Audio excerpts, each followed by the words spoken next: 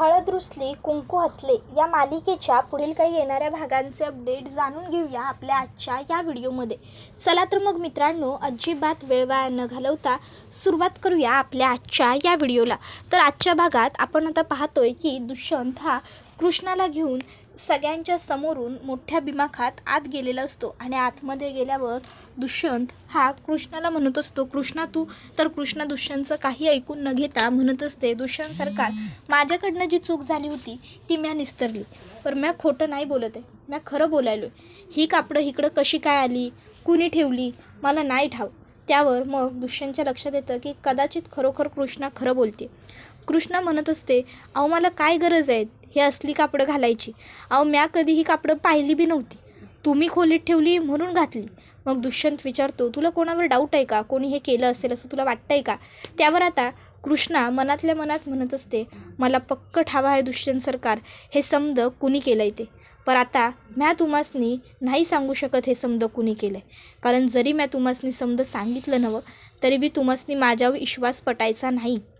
त्यामुळं पर एक ना एक दिस तुम्हासनी म्या समद खरं सांगन आणि तुम्हासनी समद पटेल बी. मला खात्री आहे तुमच्यावर, तुम्ही सत्याची साथ द्याल. त्याबरोबर दुष्यंत म्हणतो, कृष्णा सॉरी, जाऊन तू आवरून घे. आणि तुला एक गोष्ट सांगू का. त्यावर कृष्णा म्हणते, बोला की. दुष्यंत म्हणतो, कृष्णा तू जशी आहेस ना, साधी सोपी, तशीच छान आहेस. तुला स्वतःला बदलण्याची काहीसुद्धा गरज नाही आहे. तू नको बदलू स्वतःला, कधीच नाही आणि कोणासाठीच नाही, कळलं. माझ्यासाठी सुद्धा कधीच स्वतःला बदलू नको, कारण मलासुद्धा तू आहेस तशीच आवडतेस. त्यावर कृष्णा म्हणते, काय म्हणालासा. त्यावर दुष्यंत म्हणतो, जा आवरून घे, फ्रेश हो. त्याबरोबर कृष्णा म्हणते, भाई आलो म्या. आणि मग कृष्णा आता तिकडनं आवरायला चाललेली असते. कृष्णा मनात म्हणत असते, बाळजाबाई मला पक्क ठावा आहे हे समजा तुम्हीच केलं आहे, पण म्या बी तुम्हासनी हे अशी तशी सुखी सोडणार नाही. बघा म्या बी तुमचं काय करतो ते. त्यानंतर इकडे दुष्यंत कृष्णा बाथरूममध्ये गेल्यावर विचार करू लागतो की मी उगाच कृष्णाला मगाशी खूप जास्त बोललो. बिचारी कृष्णा, मी बोलत होतो तेव्हा संपूर्ण वेळ गप्प उभी राहून माझं सगळं ऐकून घेत होती. पण खरं बघायला गेलं ना तर तिची या सगळ्यात काहीसुद्धा चूक नाही आहे. तिने मुळात काही केलेलंच नाही आहे. खरोखर तिने आजपर्यंत हे असे कपडे कधी पाहिलेही नसतील. तिने कशाला उगाचच्या उगाच स्वतःहून आगाऊपणा केला असेल आणि हे कपडे घालायला घेतले असतील. नाही, माझं चुकलं. मी कृष्णावर एवढं रागवायला नको होतं. मी तिला एवढं बोललो, तिचा अपमान केला, तिला सुनावलं, तरीसुद्धा तिने माझं काम मला परत मिळवून दिलं. मी काहीतरी असं केलं पाहिजे की ज्यामुळे कृष्णाला बरं वाटेल. मला कृष्णाला सॉरी म्हणायलाच हवं. मग दुष्यंत ठरवतो की आपण कृष्णाची माफी मागायची. पण ती कशी. आपण जरी सॉरी म्हणालो तरी कृष्णा आपल्याला माफ करेल का. नाही नको, काहीतरी वेगळं केलं पाहिजे जेणेकरून कृष्णाला असं भारी वाटेल आणि कृष्णा घडलेलं हे सगळं विसरून जाईल. एकदम एकाएकी तिला छान वाटायला हवं असं काहीतरी. मग आता तो कृष्णाला सगळ्यात आधी सॉरी म्हणतो. दुष्यंत सॉरी म्हणाल्याबरोबर कृष्णा लगेचच म्हणते, अहो दुष्यंत सरकार, ठीक आहे की, त्यात काय एवढं, तुम्ही चिडलासा, रागिवलासा म्हणून बोललात, त्यात काय, अहो तुमचा हक्कच आहे की माझ्यावर चिडणं, मला बोलणं. त्यावर दुष्यंत म्हणतो, हे बघ कृष्णा, मी मुद्दामून नाही वागलो असं, खरंच माझ्या डोक्यात राग होता आणि म्हणून. त्यावर कृष्णा म्हणते, ठीक आहे, अहो तुमच्यासारख्या मोठ्या माणसाने आमच्यासारख्या माणसांवर राग काढणं साहजिकच आहे, असो. त्याबरोबर मग कृष्णा तिकडनं निघून जाते. आता कृष्णाच्या या वाक्यानंतर दुष्यंतच्या ही गोष्ट तर पक्की लक्षात आलेली असते की आपण जे काही कृष्णाला बडबडलो आहे किंवा जे काही तिला बोललो आहे त्यामुळे ती खूपच जास्त दुखावली गेली आहे. तिला खूप वाईट वाटलं आहे, ती नाराज झाली. मग आता दुष्यंत ठरवतो की नाही, कृष्णाची नाराजी आता मी दूर करायलाच हवी, कारण कृष्णा जर दुःखी आहे, नाराज आहे, तर या सगळ्याला सर्वस्वी जबाबदारसुद्धा मीच आहे. मग आता दुष्यंतने ठरवलेलं असतं की कृष्णाचं दुःख तिला विसरायला लावायचं. मग आता दुष्यंत काय करतो, दुष्यंत ठरवतो की गेल्या वेळी मी जशी तिच्यासाठी छोटीशी डेट प्लॅन केली होती, यावेळीसुद्धा तशीच डेट प्लॅन करतो. खरं तर मला कृष्णाला घेऊन कुठेतरी बाहेर जायचं होतं, पण आता आम्ही बाहेर तर जाऊ शकत नाही, कारण घरी पूजा आहे आणि पूजा माझ्या व्यतिरिक्त कोणासोबतच घरात कम्फर्टेबल होत नाही आणि कृष्णासुद्धा पूजाला एकटी सोडून येणार नाहीच. त्यामुळे मग आता दुष्यंत ह्या कृष्णासाठी सरप्राईज घरीच प्लॅन करायचं ठरवतो. तर आता कृष्णा बाळजाबाईंना येऊन जाब विचारते, तुम्हीच केलं होतं ना हे सगळं. त्यावर बाळजाबाई कृष्णाला म्हणते, हो मॅच केलं होतं. तुला काय वाटलं म्या तुला सुखासुखी या घरात जगू देईन? नाही, कधीच नाही. अगं ह्या बाळजाशी पंगा घेतला आहेस तू. मग आता दुश्मनी केल्यावर दुश्मनी निभवावी बी लागणारच ना कृष्णे. अगं काय बी झालं तरी म्या कवाच तुला आणि माझ्या दुष्यंतला एकत्र राहू द्यायची नाही. मला परवडणार नाही, समजलं ना? अगं तुझी मुळात लायकी नाही त्याच्या पायाजवळ उभं राहण्याची, तर तुला मी त्याच्या आयुष्यात राहू देईन असं वाटलंच कसं तुला? तुझी लवकरच लवकर त्याच्या आयुष्यातनं उचलबांगडी कशी करायची का नाही, म्या हेच बघायलो. हां, आता त्यासाठी मला काही मार्ग मिळेना झाला आहे एवढं मात्र जरूर. पण मार्ग मिळत नाही म्हणून बाळजा मागं फिरत अशातली ही बाळजा नाही बरं. बघ काय बी झालं तरी काय बी करून लवकरात लवकर तुला म्या दुष्यंतच्या आयुष्याच्या बाहेर घालिवणार म्हणजे घालिवणारच. आणि ह्या बाळजाबाई रांगडे पाटीलचा शब्द आहे आणि म्या बोललेला सबूत म्या कायम खरा करतोच. तुला तर ठावा आहेच की तुझं लगीन लावून देणार म्हणलं होतं, दिलं की लावून तुझं लगीन. त्याबरोबर मग आता पूजाला जेव्हा कळतं की दुष्यंत कृष्णासाठी सरप्राईज प्लॅन करतोय त्यावेळी पूजा तिकडे येते. पूजा म्हणत असते, वाव फ्रेंड, हे सगळं किती छान केलं आहेस तू. हे सगळं कोणासाठी? माझ्यासाठी? त्यावर दुष्यंत म्हणतो, नाही हे सगळं कृष्णासाठी आहे. त्यावर पूजा म्हणते, हो कृष्णासाठी? फ्रेंड मी तुला एक सांगू का रे? त्यावर दुष्यंत म्हणतो, बोल. मग पूजा म्हणू लागते, फ्रेंड मी या रूममध्ये आल्यापासून ना मला असं वाटतंय की तू आणि मी आपण एकमेकांना यापूर्वीसुद्धा भेटलो आहे. फ्रेंड आपण भेटलो आहे का रे यापूर्वी? तू मला ओळखतोस का पूर्वीपासून? आणि सगळ्यात महत्त्वाचं म्हणजे मला एक गोष्ट कळत नाही आहे, मी जेव्हापासून ही डेकोरेट केलेली रूम बघते ना तर मला असं सारखं वाटतं आहे की माझ्यासाठी सुद्धा ना हे असं कोणीतरी केलं होतं. फ्रेंड हे सगळं माझ्यासाठी तूच केलं होतंस का रे? त्याबरोबर पूजा असं म्हणते तेव्हा दुष्यंत म्हणतो, नाही मी तुझ्यासाठी असं काही केलेलं नव्हतं. आता त्याच्या तोंडातून पटकन गौतमी येणार असतं पण तो स्वतःच्या तोंडातले शब्द तोंडातच ठेवतो. त्यावर ती म्हणते, फ्रेंड काय झालं, काय म्हणत होतास तू? त्यावर मग दुष्यंत म्हणतो, नाही काही नाही. त्यावर ती म्हणते, अरे फ्रेंड बोल ना, आपण फ्रेंड्स आहोत ना, मग फ्रेंड्सनी फ्रेंड्सबरोबर सगळं शेअर करायचं असतं, तू बोल. मग दुष्यंत म्हणतो, मी हेच म्हणत होतो की तुझ्यासाठी मी असं का करेन, मी काही केलेलं नव्हतं तुझ्यासाठी. त्यावर ती म्हणते, नाही रे फ्रेंड मला ना आठवतं आहे, मला पुष्कट आठवतं आहे की तू माझ्यासाठी हे सगळं केलं होतंस. म्हणजे तू ना माझ्यासाठी छान सरप्राईज आणलं होतंस, बुके पण आणलं होतंस का रे फुलांचा? त्यावर दुष्यंत म्हणतो, पूजा ऐक ना, ऐक, तू फार विचार करू नकोस नाहीतर तुला ना त्रास होईल. हां तू एक काम कर ना, तू कृष्णा कुठे आहे ते जाऊन बघून येशील. जा, कृष्णाला मी बोलवलं आहे असं सांग, माझं महत्त्वाचं काम आहे तिच्याकडे, जा लवकर जा. त्याबरोबर पूजा म्हणते, अरे फ्रेंड पण. त्यावर दुष्यंत म्हणतो, प्लीज तू फ्रेंडसाठी इतकं नाही करणार का? त्यावर पूजा म्हणते, ओके मी जाऊन कृष्णा कुठे आहे ते बघते आणि तिला तू बोलवलं आहेस असं सांगते आणि पण तिच्याबरोबर मी पण वरती येणार. हां मी नाही राहणार तिकडे खाली तुझ्याशिवाय, मी लगेच तुझ्याकडे येणार. त्यावर दुष्यंत म्हणतो, बरं पण आता तर जा. मग पूजा तिकडनं जाताना मनातल्या मनात म्हणत असते, डी मला माहिती आहे तू बरोबर माझ्या जाळ्यात ओढला गेलायस. आता हळूहळू तुला पुन्हा आपले ते जुने दिवस आठवू लागतील आणि तू माझ्यावर पूर्वीसारखंच प्रेम करायला लागशील. आणि एकदा का तू माझ्यावर पूर्वीसारखं प्रेम करायला लागलास की तू स्वतःहूनच त्या कृष्णाला हाताला धरून या रांगडे पाटलांच्या आलिशान वाड्याबाहेर काढशील. आणि एकदा का तू तिला रांगडे पाटलांच्या या आलिशान वाड्याच्या बाहेर काढलंस की त्यानंतर ह्या वाड्यावर फक्त एकाच राणीचं राज्य असणार आणि ती म्हणजे फक्त पूजा आणि पूजा, सॉरी मिसेस पूजा रांगडे पाटील. असो, त्यासाठी मला थोडे एफर्ट्स तर घ्यावे लागतीलच. त्याबरोबर आता इकडे दुष्यंत हा विचार करू लागतो की हळूहळू पूजाला बरं वाटू लागलं आहे, पूजाची स्मृती परत येऊ लागली आहे. त्यामुळे आता पूजाने इथे राहणं रिस्की आहे. नाही म्हणजे तिची बुद्धी परत येते, तिला सर्व पूर्वीचं आठवतं आहे.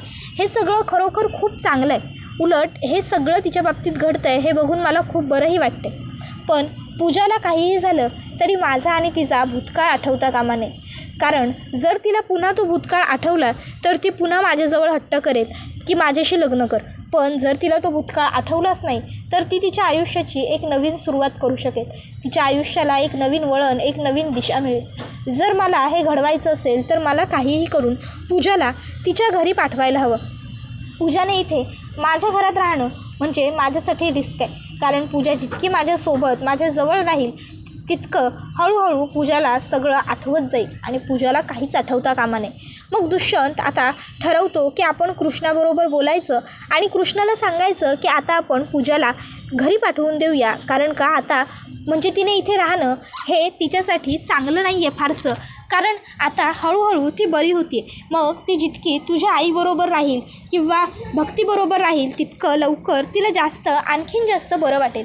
मग आता दुष्यंत हा कृष्णाला खोलीमध्ये बोलवतो आणि मग कृष्णा खोलीत आल्यावर दुष्यंत हा आता कृष्णाला सांगू लागतो की हे बघ कृष्णा, मी काय म्हणतो, आपण आता पूजाला तुमच्या घरी पाठवूया. त्यावर कृष्णा म्हणते काय आणि कशापायी?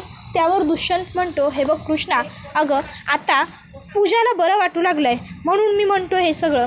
त्यावर कृष्णा म्हणते अहो नाही, नको की दुष्यंत सरकार, तुम्ही अजून बी माझ्यावर नाराज आहे काय? अहो मी मिळवून दिलं की तुम्हाला तुमचं काम, मग आता असं कशापायी करायला आहे? नका की पाठवू पूजीला कुठं पण. अहो आयनंच पाठवलं आहे नव्हं तिला इथं, मग जर आपण तिला असं परत पाठवून दिलं माघारी तिच्यावर बरोबर इलाज उपचार न करता तर आईला लय वाईट वाटलो, म्हणून म्हणालो नका की. हवं तर मी तुमच्यामुळं हात जोडतो. अहो पूजेच्या इथं राहण्यानं आपल्याला काय त्रास आहे? ती तर कुणाला त्रास बी देत नाही. हा तर मला ठावा आहे तुम्हासनी थोडा बहुत तिचा त्रास व्हायला लागला आहे, पर अहो तुम्ही करा की सण माझ्यासाठी थोडंसं. अहो पूजेला बरं वाटण्याचा प्रश्न आहे नवं, पूजेसाठी फक्त मी तुम्हासनी हवं तर विनंती करतो प्लीज. अहो एवढं नका की दुष्यंत सरकार कठोर वागू. पूजेला बरं वाटलं का नाही की मी एक दिवस बी तिला इथं राहून देणार नाही, हवं तर बस, पर आत्ता तिला इथं राहू दे की. दुष्यंत सरकार असं नका की करू. त्याबरोबर दुष्यंत म्हणत असतो कृष्णा, अगं तुला कळत कसं नाही आहे? हे बघ पूजाने इथे राहणं म्हणजे तिच्या पुढच्या भविष्यासाठी, तिच्या पुढच्या आयुष्यासाठी हे खूप वाईट आहे, कॉम्प्लिकेटेड आहे. त्यावर कृष्णा म्हणते म्हणजे नक्की तुम्हासनी काय म्हणायचं आहे? मग दुष्यंत तिला सांगतो कृष्णा, हे बघ रांगडे पाटलांना गावात पंचक्रोशीत सगळी लोकं ओळखतात. मग पूजा इथे राहते ही गोष्ट अगदी वाऱ्यासारखी संपूर्ण गावात पसरली असेल, गावातून ती गावाबाहेरही गेली असेल आत्तापर्यंत. मग अगं उगाचच्या उगाच लोक पूजाला नावं ठेवतील. अजून ती एवढे दिवस इथे राहिली आहे म्हटल्यावर नको ते लोक पूजाबद्दल बोलतील, आणि पूजाबद्दल कोणी काही बोललं तर तुला चालेल का? त्यापेक्षा आता हळूहळू पूजा थोडी बरी होत चालली, तिला आता जुन्या गोष्टी आठवत आहेत. मग आपण तुमच्या घरी तिला पाठवूया, तिकडे तिची काळजी घेण्यासाठी तुझी आई आहे, भक्ती आहे, आणि जर तिला काही त्रास झालाच तर भक्ती आपल्याला कॉल करेल की. आणि आपलं घर एकमेकांच्या घरापासून एवढं कितीसं लांब आहे, हाकेच्या अंतरावर आहे, त्यात आपल्याकडे एवढ्या गाड्या आहेत, आपण ताबडतोब गाडीने तिकडे जाऊ आणि पूजाला दवाखान्यात दाखल करू किंवा तिची काळजी घेऊ. पण आत्ता सध्या आपण पूजाला तुमच्या घरी पाठवून देऊ. प्लीज कृष्णा माझं ऐक, तू स्वतःचा हट्ट पूर्ण करू नको. मी जर एखादी गोष्ट सांगतोय तर मी पूर्ण विचारपूर्वकच बोलत असतो. त्यावेळी मग आता कृष्णा विचार करते की ठीक आहे, जर दुष्यंत सरकार एवढे म्हणायलेत तर मी एक डाव भक्तीशी पण या विषयावर बोलून बघतो. कदाचित भक्तीला काय वाटतंय ते कळल्यावर मला बरं वाटेल. मग कृष्णा भक्तीला कॉल करायचं ठरवते. कृष्णा भक्तीला कॉल करते आणि आता ती भक्तीला विचारते, भावा दुष्यंत सरकार म्हणायल्यात की पूजेला आता आपण घरला पाठवूया, नाही म्हणजे घरला ती आईबरोबर आणि तुझ्याबरोबर राहिली तर तिला जादा बरं वाटेल आणि तुम्ही तिची व्यवस्थित काळजी बी घ्याल असं त्यांचं म्हणणं आहे. आणि जर तिला काही त्रास झाला किंवा काही दुखलं खुपलं तर तवा आम्ही आणि दुष्यंत सरकार लागलीच तिकडं हजर होऊ आणि तिला डॉक्टरजींकडे पण घेऊन जाऊ आणि तिची काळजी बी घेऊ. तुला काय वाटायलं दुष्यंत सरकार जे म्हणायल्यात ते बरोबर आहे का? त्यावर भक्ती म्हणते होय दाजी जे म्हणायल्यात तुम्ही तेच करा, तेच योग्य आहे. आता भक्तीने पण असं म्हटल्यावर मग कृष्णा म्हणते ठीक आहे दुष्यंत सरकार तुम्ही म्हणायलाय तसंच होईल. त्यावर दुष्यंत म्हणतो ठीक आहे, मग आजचा दिवस जाऊ दे, कारण आज पूजाला थोडा त्रास झाला आहे. उद्या आपण पूजाला गोड बोलू, प्रेमाने समजवू आणि तिला तुझ्या घरी सोडून येऊ सकाळी, चालेल ना? त्यावर कृष्णा तुम्ही जसं ठीक समजाल तसं एवढं म्हणते आणि तिकडनं निघून जाते. त्यावेळी मग दुष्यंत मनात म्हणत असतो कृष्णा तू अजूनही माझ्यावरती नाराज आहेसच, काही काळजी करू नको. एकदा का पूजाला पुन्हा तुमच्या घरी सोडून आलो ना आपण की मी तुझा सगळा राग दूर करेन. मी पुन्हा तुझं मन जिंकेन आणि मी तुला मनापासून स्वीकारले ही गोष्टसुद्धा मी तुला सांगून टाकेन. त्या दिवशी मी माझ्या मनातलं तुला सगळं सांगणार होतो. बायकोचे हक्क तुला देतो हे म्हणणार होतो, पण तेवढ्यात पूजाचा फोन आला आणि मी भेदरून गेलो. तर दुसरीकडे आता आपण पाहतो की आढळराव जे असतात ते बाळजाबाईंच्या समोर उभे राहिलेले असतात आणि बाळजाबाईंना ते म्हणत असतात, बघितलंत ना व, म्या म्हणलं होतं दुष्यंत कृष्णाला मानानं पुन्हा एकदा ह्या घरात घेऊन येणार. आणि अगदी तसंच घडलं की दुष्यंतनं पुन्हा एकदा कृष्णाला रांगडे पाटलांच्या ह्या घरात मानानं आणलंच की. त्याबरोबर आता बाळजाबाई म्हणत असते की तुम्ही, त्यावर आढळराव म्हणतात, थांबा थांबा थांबा, आमचं बोलणं अजून पुरं झालेलं नाही आहे, आधी आमचं पुरं तर होऊ द्या. मग आढळराव म्हणतात, दुष्यंत जितका तुमचा लोक आहे की नाही तितकाच तो आमचा बी लोक आहे. त्यामुळं तुमचे त्याच्यावर जरी संस्कार असले तरी रांगडे पाटलांचं त्याच्यात रक्त भिनतं आहे आणि रांगडे पाटील कायम सत्याची काच धरून चालतात आणि आमचा दुष्यंत पण कायम सत्याची काच धरून चालणार. त्यामुळं पुण्यांदा तुमचे हे जे वाईट विचार आहेत ते आमच्या लेकाच्या डोक्यात भरवण्याचे बंद करायचे, समजलं नवं. कारण दुष्यंत आणि कृष्णीची जोडी त्यावरच्यानं बांधली आहे स्वर्गातच, आणि ती त्यानं इतकी फिट बांधली आहे नवं की तुमच्यासारखी एक काय दोन काय 100 जरी आल्या नवं तरी ती गाठ सोडवू शकणार नाही. त्यामुळं पुण्यांदा आमच्या सूनबाईंच्या आणि लेकाच्या संसारात आडकाठी करण्याचा प्रयत्न बी तुम्ही करू नका, कारण झेपणार नाही हो बाळजाबाई तुम्हासनी. आणि तुमच्या माहितीसाठी सांगतो, तो वरचा आहे का नाही त्याच्या दारात हिशेब बरोबर होत असतो. त्याच्या काठीला आवाज नसतोय. पाप पुण्याचा हिशेब तो ठेवतोच. त्याबरोबर बाळजाबाई म्हणत असते, आम्ही कुणाला घाबरत नाही, त्यामुळं आता तुम्ही जादा उडू नका. नाही, तुम्हासनी वाटायला आहे तुमची सून जिंकली, तुम्ही जिंकला, आम्ही हारलो, पण असं होत नाही आढळराव. अहो, एक डाव हारलो म्हणून पुण्यांदा हारू असं होत नसतंय हो. बघाच तुम्ही, काय बी झालं नवं तरी ह्या कृष्णीला म्या ह्या घरात नांदू द्यायची नाही. काय बी झालं, अगदी काय भी झालं नवं तरी म्या या पोरीला घराच्या बाहेर तर काढणार म्हणजे काढणार.